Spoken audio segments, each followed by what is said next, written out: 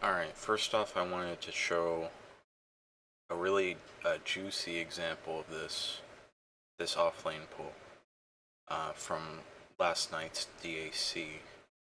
This is, I believe it's, if this replay would load already, it's VC Gaming versus Optic, I believe. Is it? Is it? No, it's IG. God damn it. It's Invictus Gaming versus Optic. So, they do a really interesting pull in the offlane as Invictus Gaming. And it seems like the meta has really evolved into having like having dual lanes in the side lanes and giving more of a 1v1 to mid. Like, and then maybe the supports can group up later on and smoke gank, or whatever. I'm not exactly sure exactly how pro supports are playing these days that much. I haven't really given it a lot of thought, but it seems like the meta's dual lanes now. So I just want to fast forward a bit, and we're going to be following this Pangalier's player perspective, because the Pangolier is a 4 position here, and it seems like the way that you play 4 position now is instead of just roaming around the map and picking up bounty runes and harassing like the mid laner and then like the enemy supports and then their offlaner or whatever, just running around the map all the time. You just and this is a really nice movement by him. First he tries to snipe the courier, doesn't end up getting it, and now I'm going to slow this down. So the first wave, the Abaddon goes for it, and he knows that he can do that because the Witch Doctor doesn't offer that much to stop this pull, and they know it's dual lanes, so the Terrorblade also can't really stop this. So he just goes for the pull himself, and then immediately after,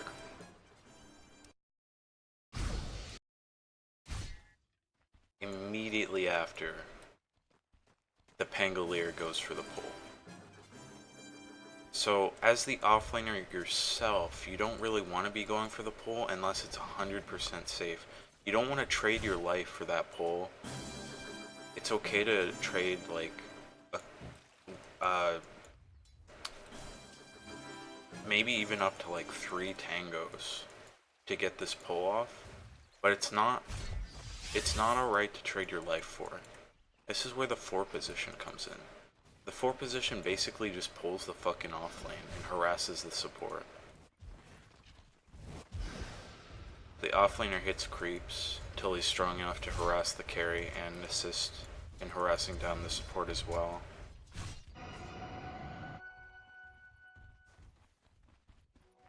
And this just seems like a really good way to play. Like, as the 4 position, you just fucking pull the offlane over and over. And it's best to do it on like either mobile heroes or heroes that have invis. He's doing it again, see? It's really good on Pango because he has this swashbuckle to make sure he catches the creep wave and potentially get away. It's also good on Bounty Hunter because you've got that invisibility.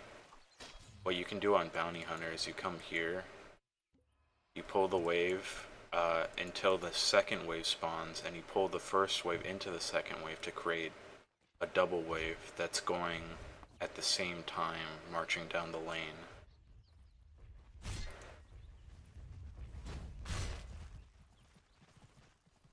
Alright, so that was really cool from IG, and this really seems like the next level of this offlane pull that we've been seeing a lot recently.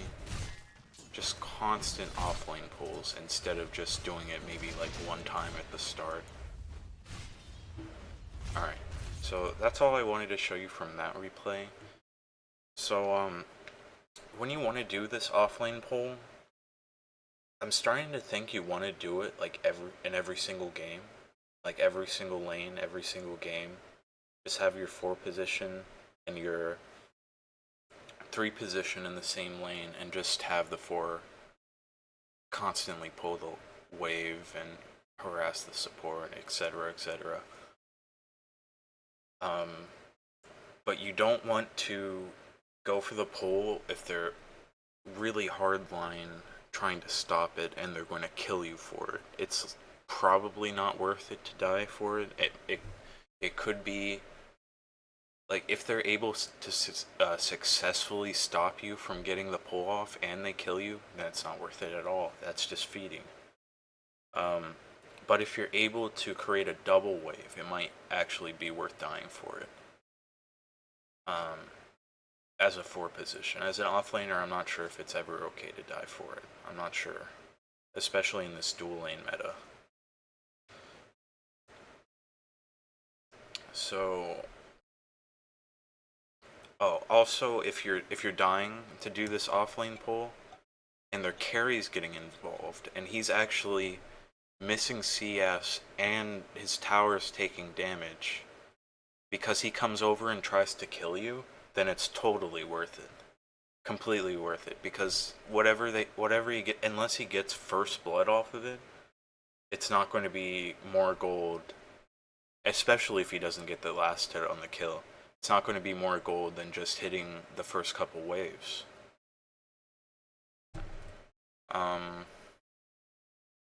When do you not pull? I think if your heroes can straight up win the lane against their heroes, then it's okay to not pull. Like when you're stronger than them, I think it's alright to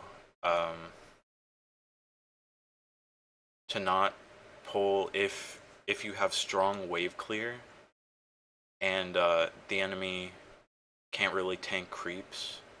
Like you wanna, as a duel lane, I think you want to shove the wave into the tower instead of, like, as an aggressive offlane duel lane, you want to shove the wave into the tower and then harass them under tower and make them miss last hits instead of just like play back and play the farm game. Like you want to actively take away their regen and potentially kill them under tower, stuff like that. Try to get rotations to come to your lane, things like that. Especially if you're against, now I'm not sure, like if you're against Razor or like a Luna or maybe a Drow or something, you know, something along those lines, like a ranged hero that's kind of squishy, kind of low armor, that doesn't really want to be last hitting under the tower, partially because their base damage or their attack animation isn't that great, but also because they just can't take the creeps. They don't have the stout shield, they don't have the nice amount of armor to just tank the creeps and just really set themselves up. They don't have the quelling blade. They just can't last hit under tower as well as a melee hero can. You know, maybe their projectile speed is dog shit, you know, etc. That would be in the case of Drow.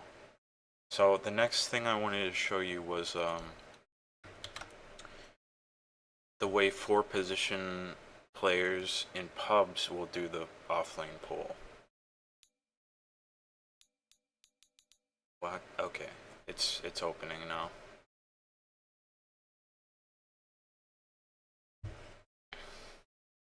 And I'm not really going to, and I'm just showing you how the bounty hunter, I already mentioned it earlier, how the bounty hunter kites the creeps around for like 30 seconds to create a double wave. I'm just going to show you what that looks like, and then show you what he does afterwards.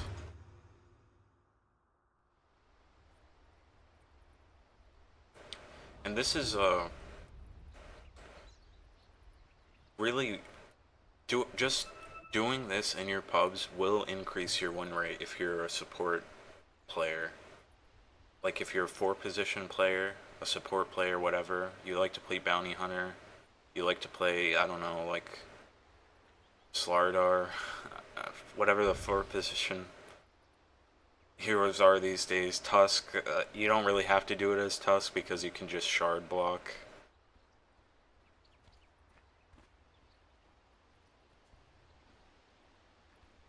The offlane pull is also like any hero that has a ranged nuke ability somehow. If you can get within that 500 or that 600 range for creep acquisition, and just use your ability, you can drag the creeps without walking all the way up to them. So like a Beastmaster with his Q, you can just walk up 600 range, use your axes, and the creeps will start following you. But keep in mind they recently nerfed that acquisition range. I think it was maybe like 650 before, or 700, and now it's 6, I believe. So see what he's doing here. He's just kiting the creeps. 17 seconds, 19.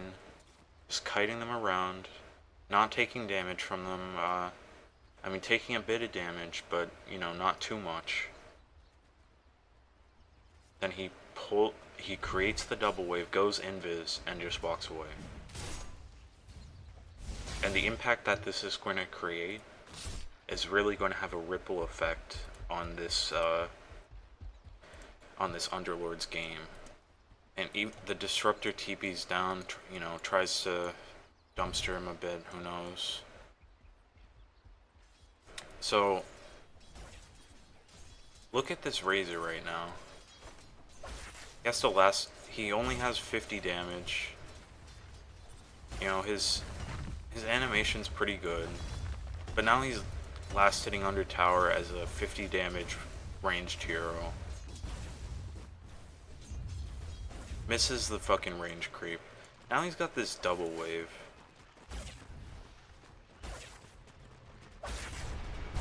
Gets 1 deny. And I think this Underlord actually severely fucked up. Well, I don't know.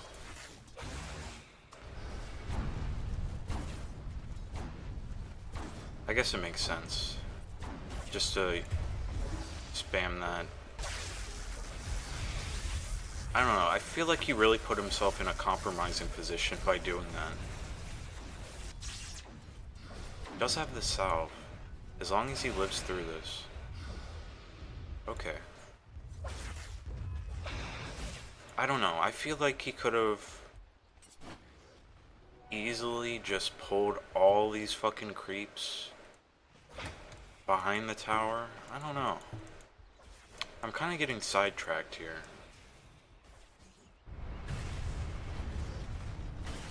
With the way that this Underlord is playing this. But see how he's level 3, and the Razor's also level 3. That's all because of this offlane pull. If he lives here, that's really good. Yeah. It's all because of the offlane pull that this Bounty Hunter did. And the Bounty Hunter didn't sap any XP from him. The Bounty Hunter didn't have to, outlane anybody. All he had to do was fucking... And it looks like Bounty Hunter is putting this ward just so he can dumpster the courier later on. But,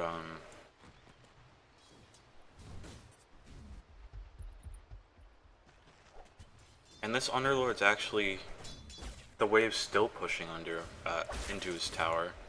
Him going back to base and having to walk all the way back didn't really even get punished, since as soon as he gets back into lane, he's getting farm, he's getting XP. So this is just how you can really easily create impact in your pubs for your offlaner as a support. And this is one of the reasons why I think Bounty Hunter is actually overpowered right now, because he can, like, not only is he the number 2 best ward placer, you can get deep wards down all the time because of this shadow walk. You shadow walk, you get behind them, you get whatever ward you want, and they're not going to see you going through their wards because you're fucking invis. Plus, the enemy team has to invest a lot of money in like dusts and sentries, and especially as a support. Forcing the enemy supports to buy dust and sentries for you, this really hinders their economy game. Because this disruptor, this witch doctor, they're both fucking buying sentries, they're both buying dusts for this entire game. They're never going to get like a fucking,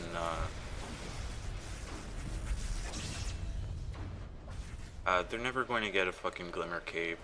They're never going to get a force staff. It'll be 2 fucking years before either of these guys gets even an urn.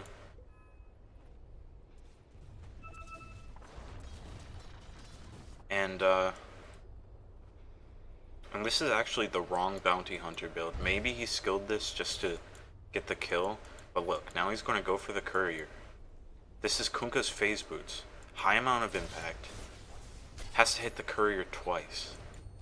I don't know if the courier had invulnerability right there, but if you have 2 points in Shadow Walk, notice how the bonus damage goes from 30 to 60.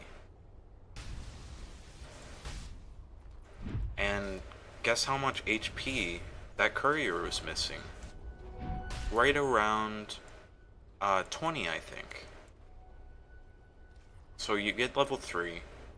You have Janata, you've got Shadow Walk, level 2 on the Shadow Walk. You just want to hit the courier. And this creates a huge amount of impact. Now this Kunkka slowly going to get harassed out of lane by this Zeus. Maybe not so slow. Doesn't have his phase boots. Can't get more regen from the courier. And this fucking Kunkka's just dead.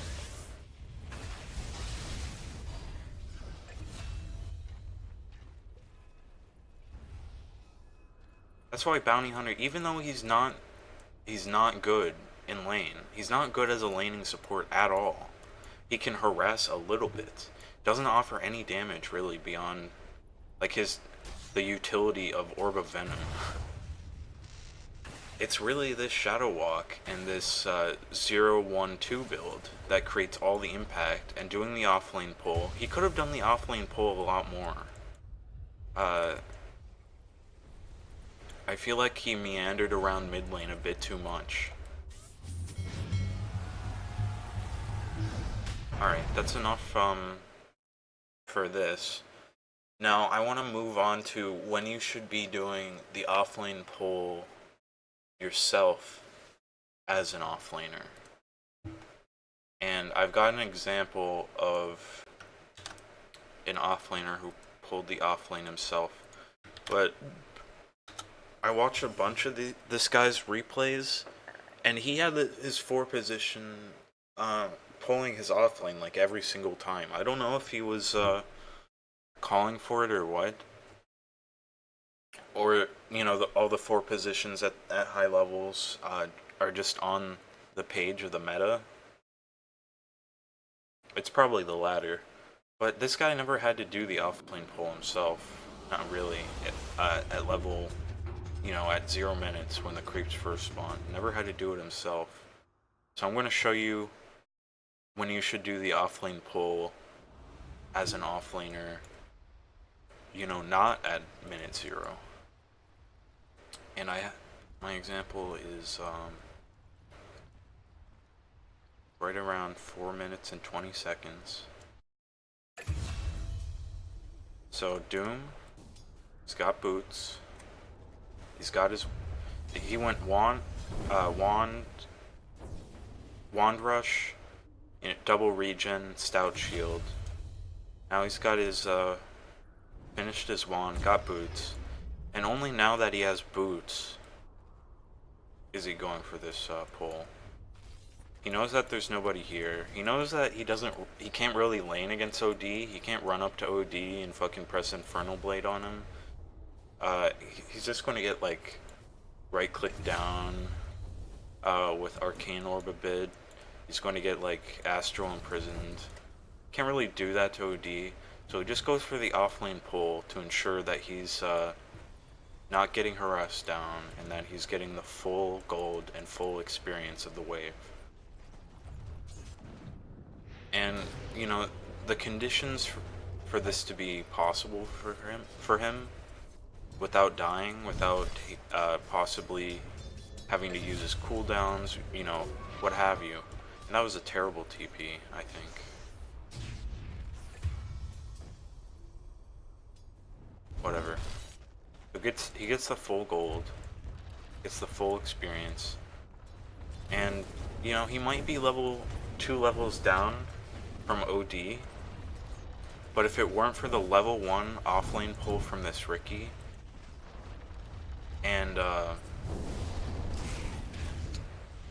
the boots pull for himself, like, he's almost level 5 here. He's almost only 1 level behind this OD. He would just be fucking level 1 right now. With this Monkey King, with this Bane. He'd just be level 1. He'd have to fucking, you know, get level 1 Devour and hope he gets, like, a Troll creep so he can jungle. Or hope he gets a fucking Satyr creep and or a Tornado creep and stack a camp and fucking stand there AFK tornadoing. You'd get absolutely nothing out of this lane if it weren't for Riki pulling and him waiting for the supports. See, look at this. This is what the normal lane would be. Except he'd be level 1 right now, and these supports would be level 3 still. But thanks to the Riki doing the offlane pull, and him doing the offlane pull for himself, he's almost level 5. He's got Soul Ring, he's got boots, he's got wand. You know, he doesn't have the most farm in the entire fucking game, but it's an acceptable amount. And having these extra items are going to increase his ability to get more gold and experience out of this lane. And he's just constantly, well, he was just clearing out that camp because his Devour's coming off cooldown. Probably hoping to get, I mean, this Troll creep is pretty fine. He's pretty okay with having this Troll creep. I don't know. He might be hoping for something else. I don't know.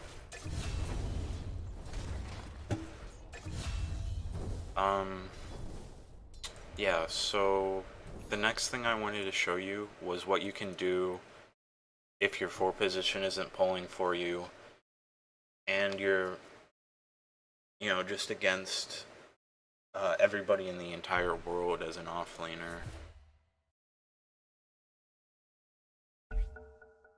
So I don't want to fill this with bots. There you.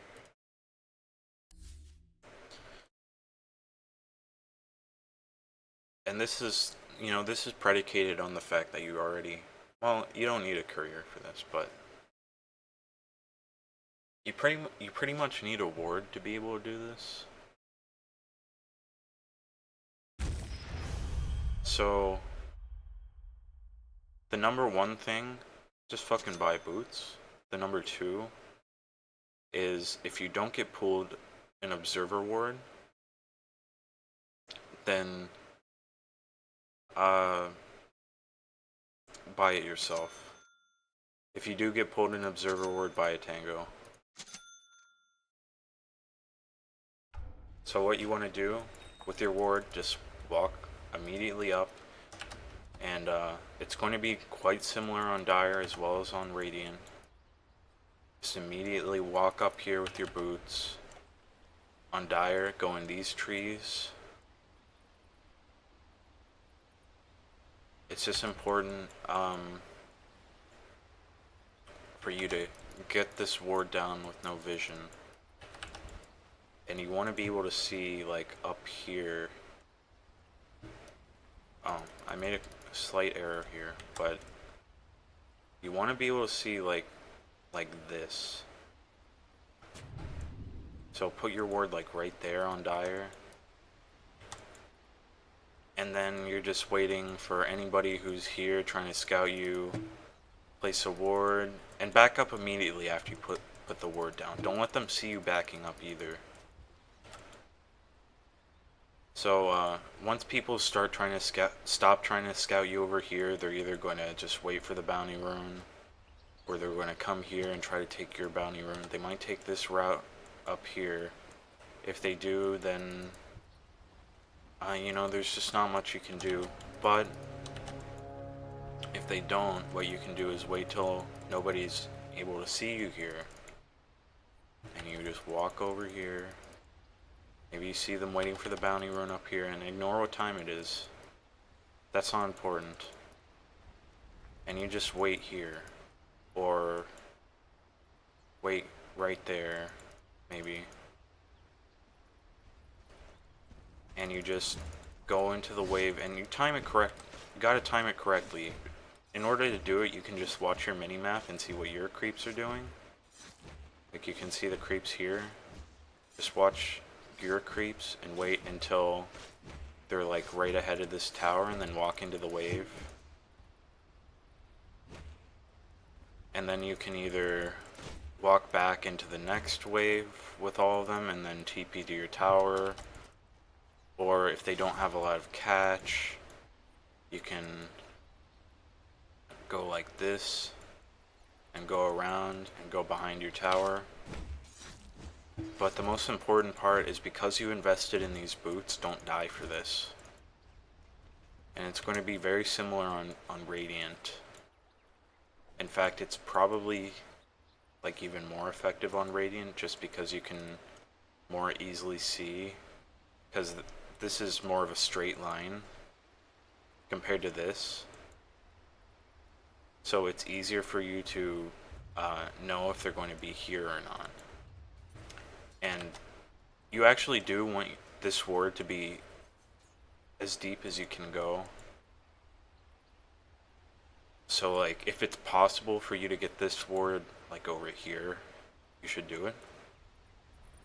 If it's possible for you to get this, like, you run into these trees and put this ward, if it's possible for you to actually put it over here instead, do it. And on Radiant, and this is why it's actually much better to do it if you have tangos, because you can go here, you can wait to see that, oh, the creeps are right here on Radiant. Now you eat this tree and walk into the creep wave, and you walk back and make sure that they're following you. Or you can just walk this way to make sure they maintain vision of you, or walk like this if they don't have a lot of catch. And you can do the same thing on Radiant. You can go in here, cut this tree, go like this. It's a lot easier to do on Radiant because you can go down this staircase. See, on Dire, you're kind of trapped because or on Radiant rather, you're kind of trapped because once you have the creeps, where do you go? You can go like this, you can go like over here, but then you're fucking walking right into mid lane. Or you can go like this, but then they can cut you off quite easily. But on Dire, you eat this tree, grab the creeps, walk up this way. What can they do? And pretty much need boots for this to be able to do this as an offlaner. Do it, and do it at the first wave.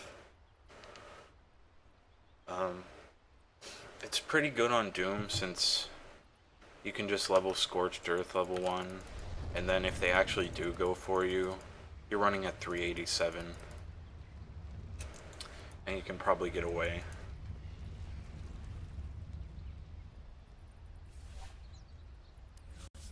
Alright, so this video, it went a bit longer. It was a bit less focused than I wanted it to be, but I feel like I got all of my points across and explained this feature of the meta as I understand it as much as I could.